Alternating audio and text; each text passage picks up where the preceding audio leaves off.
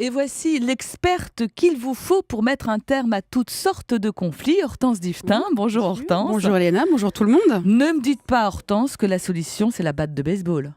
Non, mais là vous parliez des chiens tout à l'heure, mais les enfants qui crient tout le temps comme on fait, il ne peut pas leur mettre de collier à cela. Pas évident. Enfin moi, le bruit, la nuisance sonore, ça peut rendre fou. Mais alors moi, ce qui peut me rendre vraiment dingue, mais dingue de chez dingue, c'est le nuisant lui-même, l'émetteur de son. C'est celui qui fait du bruit. Celui qui fait du bruit et qui fait comme s'il n'en faisait pas. Moi, je me dis, 3 propositions s'offrent à moi. Soit il est sourd, bon. Soit il pense que je suis sourde, bon.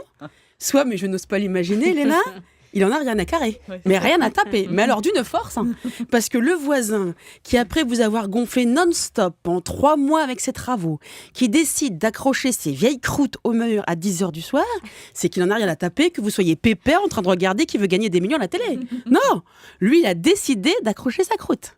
Et si c'est le mur porteur en béton, c'est encore mieux. Car pour ce faire, il y a de mieux qu'une petite perceuse à percussion. Autrement, ça perd tout son charme. Et puis surtout, ça ne tient pas. Ça serait dommage qu'elle ne tienne pas au mur, sa croûte. Alors, il y a le nuisant des villes, et vous avez le même à la campagne. Le nuisant des champs. À la campagne, le retraité. Le retraité qui n'a rien à foutre de la semaine. Mais rien. Et il va toujours trouver que le meilleur moment pour tondre sa pelouse, c'est quand vous êtes sur votre terrasse à boire l'apéro. Et en plus de passer devant chez vous sur son petit motoculteur, il a l'air très fin, il vous fait des petits coucous à chaque passage. Donc il est content de vous faire, de vous nuire. Et là, on a des envies de merde. Fusil à pompe, on se dit fusil à pompe. Alors, et dans la rue, le jeune sur sa mobilette pourrie.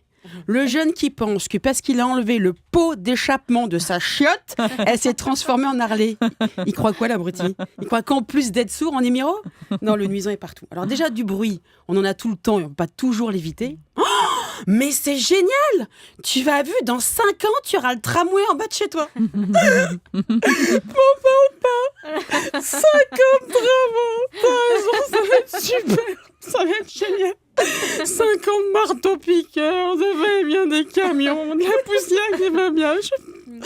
Je suis ravie. Je me demande si j'ai pas les mimolés par le feu. Peut-être une solution. Et dans les appartements anciens où tu connais en même temps que ton voisin, c'est problème à tes stylos. Je vous serre pas la main, Madame Michu. J'ai cru entendre cette nuit que vous nous couviez une petite gastro. Ou alors vous avez mangé trop épicé. Enfin, je ne veux pas le savoir. Dans le doute, on va éviter de se claquer la bise. Alors, il faudrait poser des doubles, voire des triples vitrages, doubler, tripler l'épaisseur des murs. Mais si vous faites tous ces travaux entre l'isolation thermique et sonore, c'est qu'en plus de vous coûter un bras, voire les deux, et l'œil, ça rétrécit la taille de l'appart. Au départ, vous aviez un F3 de 50 mètres carrés, il y en a arrivé, vous vous retrouvez dans une boîte à godasses de 4 mètres carrés. Mais l'avantage, c'est que vous n'entendez plus un bruit, vous avez bien chaud. On va voir justement, Florence nous le dira, qu'il ne faut pas se couper du reste du monde pour bien s'isoler. Je vous remercie en tout cas, Hortense.